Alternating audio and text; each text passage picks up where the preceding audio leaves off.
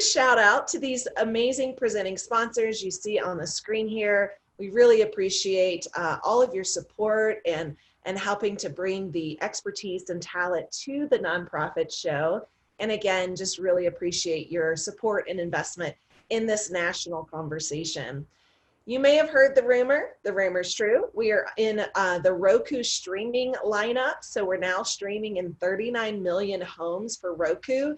And we're also on Fire TV. So if you haven't seen that, that's another, it's the Amazon platform. And so that takes us now to over 60 million homes that we're streaming in. So check us out, the recordings. You can find us on Roku as well as the Fire TV. All you say in your smart speaker or your smart remote is nonprofit, and we pull up. So check us out there for sure.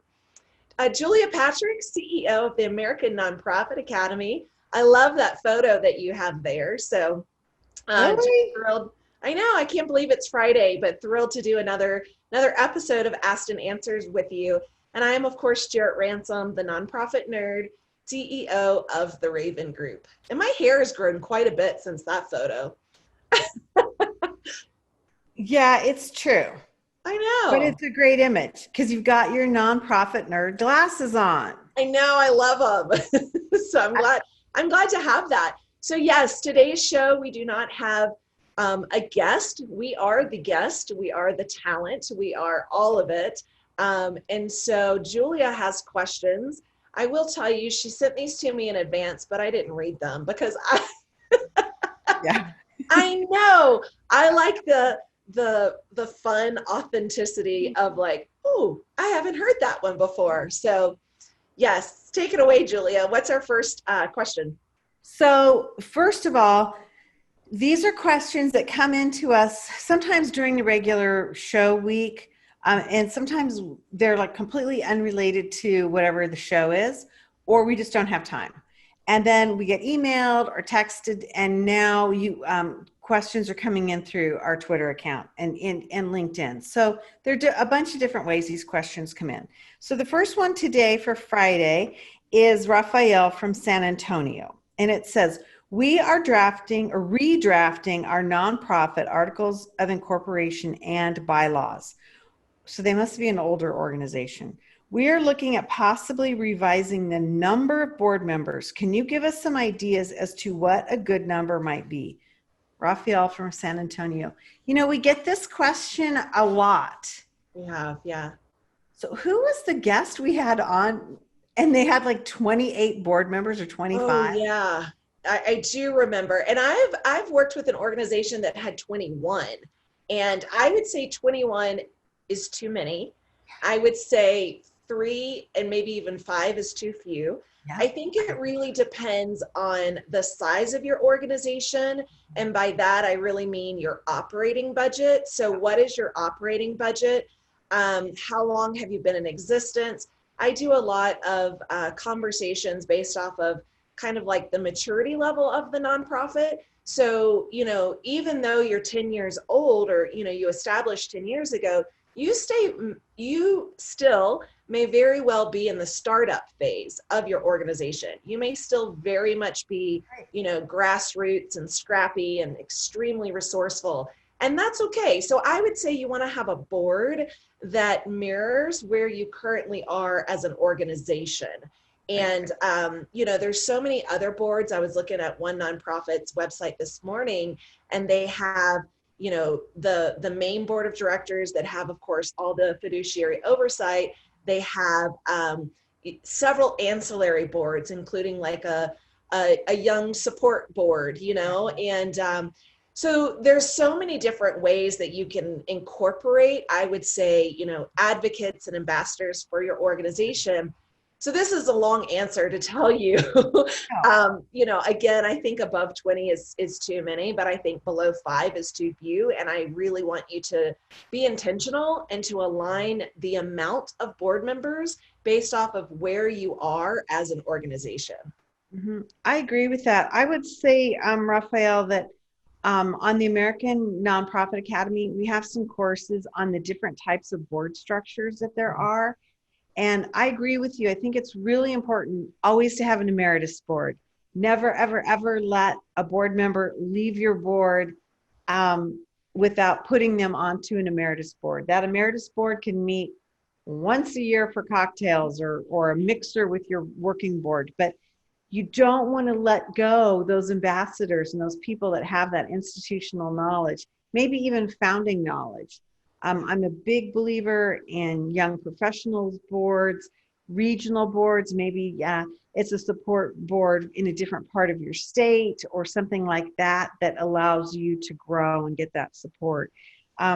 So yeah, look at that thoughtfully. And I agree exactly what you said on not having it be so bloated. There's also honorary boards. You know, if you feel like you need to have your mayor, governor, or founder, or biggest donors, or whatever, you know, don't put them on your main board, but put them on an honorary board. They're going to appreciate that, and then you get that cachet of name recognition. So yeah, I hope that helps. Okay, our next question, we had to phone a friend. This comes to us from Matthew in Denver, and this is interesting. It says, our bookkeeper is married to a CPA. The husband's firm is going to do our nonprofit's audit. While I don't think he will actually be on the audit team, there is a potential conflict of interest. How should we address this? This question comes to me from a board member, from a member of our executive committee and our future board chair. Matthew from Denver, that is really important that you have a board chair, you know, elect asking these questions. Don't you think? I do.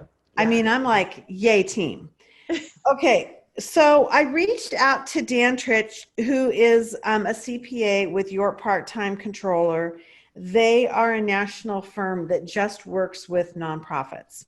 And so he wrote, hi, Julia and Jarrett. So from the audit firm's perspective, they will be assessing independence, both in fact and appearance.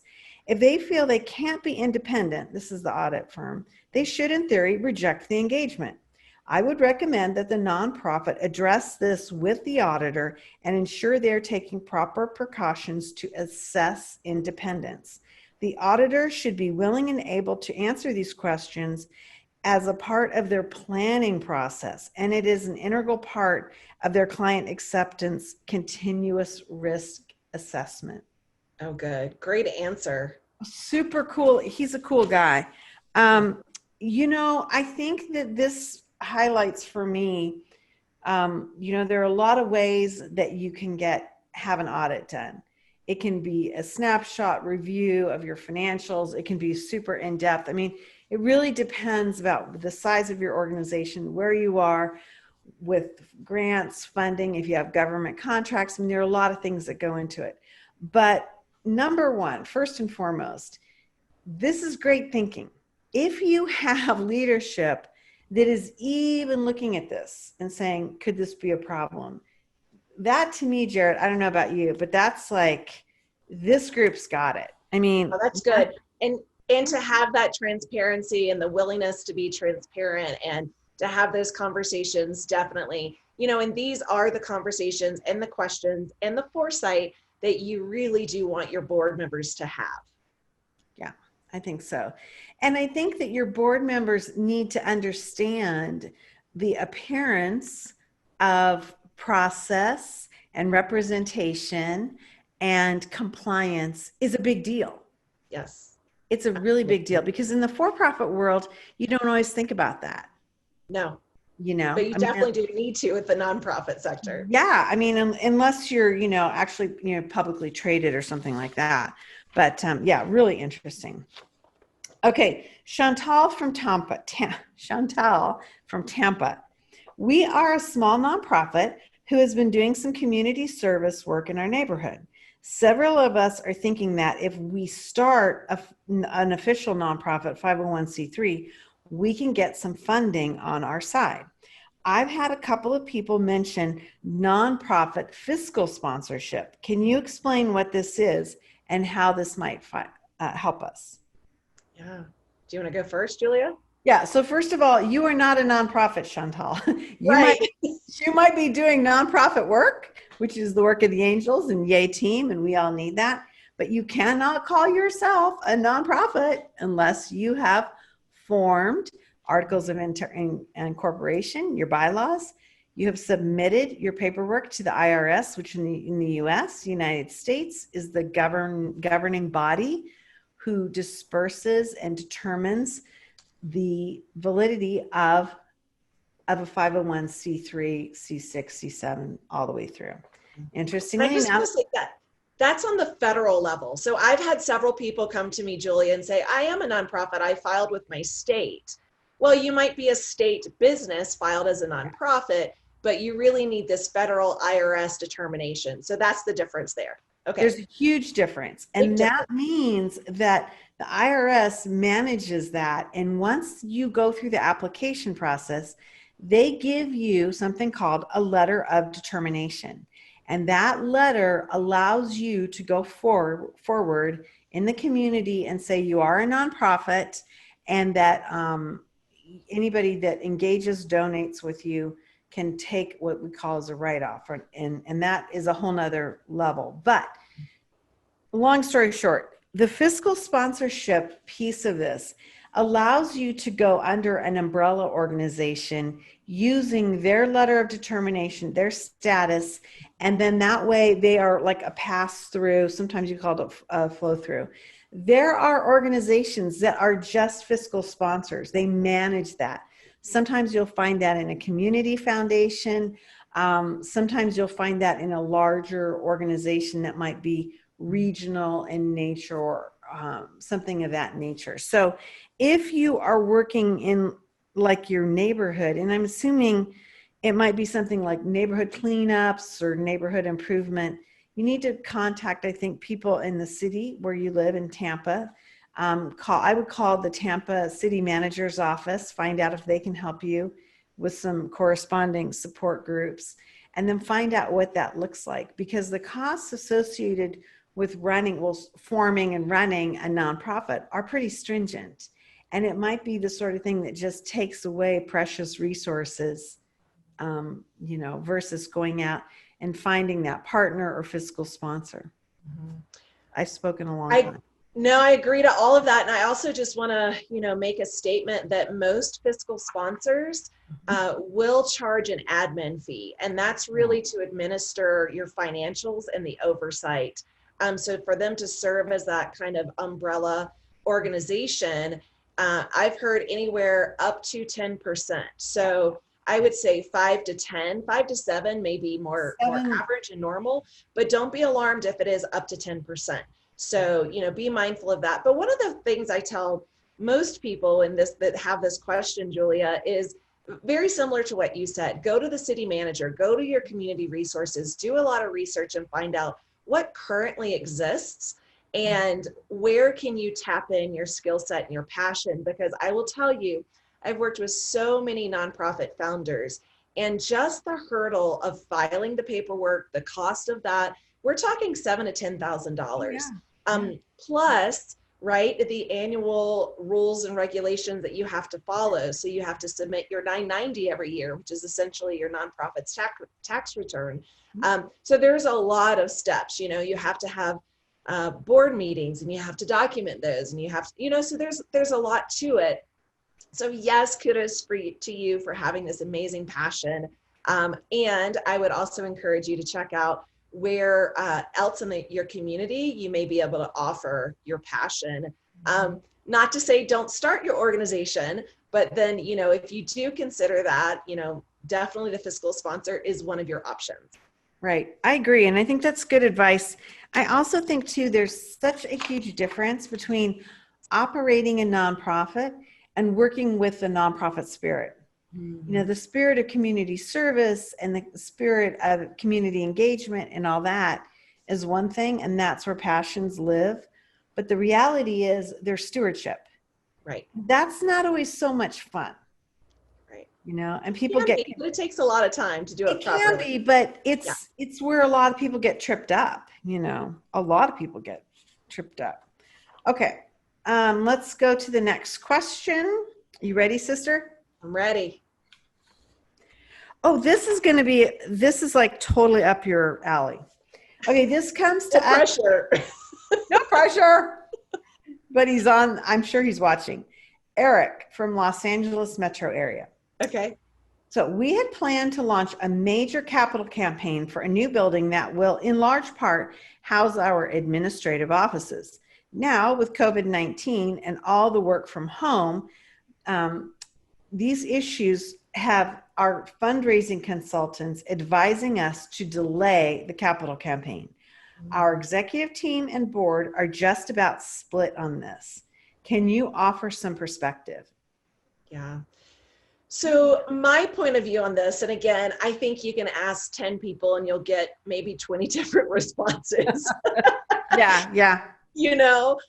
I would say right now may not be the best time to embark on a new capital campaign. Now, Okay. I will tell you personally, I was in the middle of a capital campaign in 2007, 8, 9. So during that economic crisis, we did not reach our goal of 2 million, but we declared it a success at 1.5.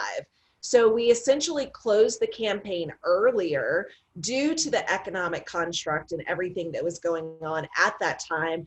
And we deemed it a success, taking into, everything into thought of our, economy and neighborhoods and just all the everything that was happening there, very similar to now, right? And we've talked about that. Many of our distinguished guests, I will call them, have brought up, that economic crisis, 9/11. So these kind of pivotal moments, right, in history is probably not the best time to start a capital campaign. If you're in a capital campaign, I highly recommend and encourage you to maybe readdress what success looks like. So one of our guests that you and I have talked about several times now, Julia, is to talk about, review success based off the process. What process steps have you taken? So I would input that as well for your existing capital campaign. And I have talked to a few people out of a capital campaign during this time, but specifically to say, let's beef up your annual campaign. Tomatoes, right? Like we still are focused on fundraising. We still have this huge need, if not now, more than ever. But instead of launching a capital, let's call it an annual and let's really increase what we need maybe above and beyond. Of course, this wasn't a new erection, brick and mortar of a building, right? This is still program enhancements. Right. What I'm referring to. So that's what I would say. But again, you ask 10 consultants and you'll probably get 20 opinions. I always like what you say. I really like what you just said, though, about don't just ditch out everything. Because kind of maybe Eric says, our executive team and board are just about split on this. I can see, if you're just like, okay, yeah, we're not going to do it, so we're not going to do anything. But I love your approach of saying, yeah, we may not be doing the capital campaign, but let's focus those energies and efforts on the annual. I think that's like super brilliant. Yeah. And if you're in a campaign and you're worried you're not going to reach it, this is for, other people. If you're in it and you don't think you're going to reach that high goal, it's okay to reassess what your goal and your, definition of success during this time may look like. Yeah, I love that. Good job. There's a reason why you were called the nonprofit nerd, my friend. I'm super nerdy. Super cool. Okay, this is always one of my favorites when we get these questions because it says name withheld, city withheld. Ooh, that means it's going to be a good one. Yeah, I'm always trying to figure out who sent this. Okay, it says, I am a founder of a nonprofit who serves animals. Our organization has been amazingly successful, raised lots of money, provided services, and is well branded in our community. I bet their region.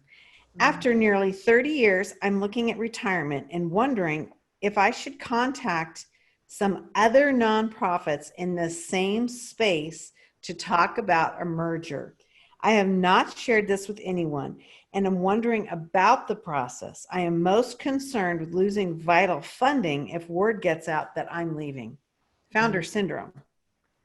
Kudos to you, name withheld, city withheld. That's a very brave conversation and idea. So one, thank you for owning up to that. And I say yes, absolutely. Talk to potential partners. Ask that they keep it confidential. Of course, you want to talk to people that you trust and believe that they will keep confidential. Julia, I've lost the count of nonprofits across the nation. If you know that, feel free to spurt it out. I used to say it was like 1.8 million, but I feel like it, could possibly be more. So I do believe wholeheartedly in collaboration. And sometimes that collaboration does look like a merger acquisition. And that's okay. The other thing I will tell you, there are many consultants like myself that have experience in this. So if you yourself are not comfortable having these conversations with the potential partner agencies, perhaps a consultant, a third party, could assist you with those conversations and kind of help you shop around, if you will, to see if it's the right fit, if it's the right culture, if they have the right long-term history kind of like planned out. So I think you have a couple of options here. And again, I just say kudos for being so forward thinking in your thought. So my first reaction was you need to talk to an attorney, but it's exactly what you're saying basically, is somebody that knows mergers and acquisitions. My question, and I don't know the answer to this, but do you think that this needs to go to like the board chair or board chair elect first, or what's the protocol for somebody to quote unquote shop or talk about that exit strategy? So again, hopefully this is a conversation that does not alarm your board, especially your executive team. Hopefully this has been part of your succession planning and future conversations. If not, now's a great time to do that, to really talk about what the next 5, 10, 15 years may look like. And yes, right, remembering that the board really has oversight. They have the ability to hire and fire really that CEO level, including the founder, right? Like that is, that's the role of a governing board. So I would say, absolutely, this needs to be part of conversation with the board chair in particular, and maybe even the executive committee. But I would also recommend that you create this for future. It's not an immediate thing you're looking at within the next year or 2 years or even longer, and start figuring out, like what that might look like in the future and the timeline of that, because there's a lot that goes into this. So would you recommend then, Jarrett, that they actually form more of a, what did you call it, an exit plan or a strategy map? A succession plan. I absolutely would. Okay. Because in that way, it kind of gets the conversation out versus maybe the building fear. Right. Right. I mean, it would kind of be like, let's throw it all on the table and see what options we might have, and then agree on a plan. And then vet them all out. Absolutely. Yeah. No pun intended, because I know it was an animal organization. She'll be here all week. Good thing it's Friday. Yeah. So you know what? Name withheld, city withheld. I need for you to come back and talk to us about this when it's I don't want to say the dust has settled, but we need to have that voice on the show to talk about that journey. And feel free to reach out to me if there's something I can do to help with that conversation or to facilitate that conversation with the board. I'm happy to play that role. That's like super cool. Cause that's something that, I know I've never been engaged in that piece of it. But yeah, founder syndrome is real. The epic leadership that a founder brings in over a 30-year period of time, that's a big deal. Big deal. Yeah. Okay. Well, we only have time for one more question. Okay. And so I have several, but I'm going to take one that I think is a little bit shorter to answer. Okay. Jason from New Orleans. I have just obtained our official IRS letter of determination. Hello. My small nonprofit is excited to start getting in front of donors and funders.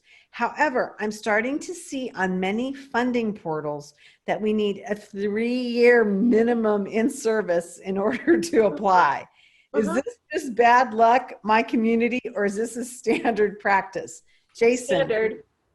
Yeah, it's very standard. And what I always coach my clients or anyone that comes to my lectures and workshops and presentations is yes, it is very standard that most funders will not be so quick to give grant money in particular until you have hit that 3-year benchmark. They want to see your success. They want to see what you've done. They want to see you're around for the good long haul. So my workaround to that, so I actually have a grant matrix that I use, and it's also a corporate sponsorship matrix. It's kind of one of the same. So with newer organizations, I give that to you and ask that you start that on year 1, because then you're truly stewarding and cultivating those relationships. So come year 3, they know who you are and they're waiting on your proposal to cross their desk. The other thing I recommend is there's less loopholes and red tapes with sponsorship money. So go to corporations right now during this 1 to 3 year setup, because the sponsorship money essentially comes from a different bucket. So even if it is a financial institute, they have sponsorship dollars and they have grant money. So while you might not meet the requirements of the grant because you're still under that 3-year benchmark, you may qualify for sponsorship. So definitely talk about that. And I will also say there are some funders, foundations, private foundations that don't require that 3-year. It just, I think the pool is smaller for under 3 years. Right. Do you think that this is a good reason why, and who was it? It was one of our first question, that fiscal sponsorship would be a good avenue? I do. Fiscal sponsorship would help you with that, because then you use the 501c3 determination from the fiscal sponsor. But again, Julia, many of these fine print on grants will say if or if not they accept fiscal sponsor. So that's also a determination that you'll just want to make sure that you do truly fit what they're asking. Right. So I think that was Chantal from Tampa, Florida. Oh, yes. Asking that question. So that's a good thing. Also, too, I like what you said. I mean, if you're trying to demonstrate, stewardship and process, and you can say, under the banner of that fiscal sponsorship, right, this is what we were doing. Yeah, that's amazing. Oh my gosh. Yeah, really good questions today. I mean, as always, the nonprofit show, not the Today Show. The nonprofit show today. The nonprofit show today. I like that. Has blown by. Time has just gone so fast. So I want to thank everyone for joining us. Again, I'm Julia Patrick, CEO of the American Nonprofit Academy, joined by the amazing Jarrett Ransom, the nonprofit nerd who's been coming to us this week from Colorado. And so we are thrilled that you could come back and tell us what cool air is like. And Julia, I want to say too, I'll be facilitating my very first outdoor strategic planning retreat tomorrow. So that's going to be interesting. Due to COVID, they've moved it all outside. So I'll share how that went on Monday. Yeah, I really, really would be interested to know, and good for them for the workaround. I think there's something to be said about the energy when people are together. And yeah, I really am going to be interested to know how that worked, because for so many other organizations, is that something that they can adopt? And so best of luck I know you're going to be traveling for that. And so be safe and stay well. Again, Roku and Fire TV. So we're into 60 million homes with this streaming technology. So just try it. It's really fun. You just speak into your smart remote or your smart speaker. You don't even have to say the nonprofit show. You can say nonprofit and our catalogs come up. It's super cool. Again, the nonprofit show, we are so delighted that you are with us for another week. Join us next week. We have a huge lineup of great guests, and we want to end as we always do, Stay well so you can do well. Thanks, everybody.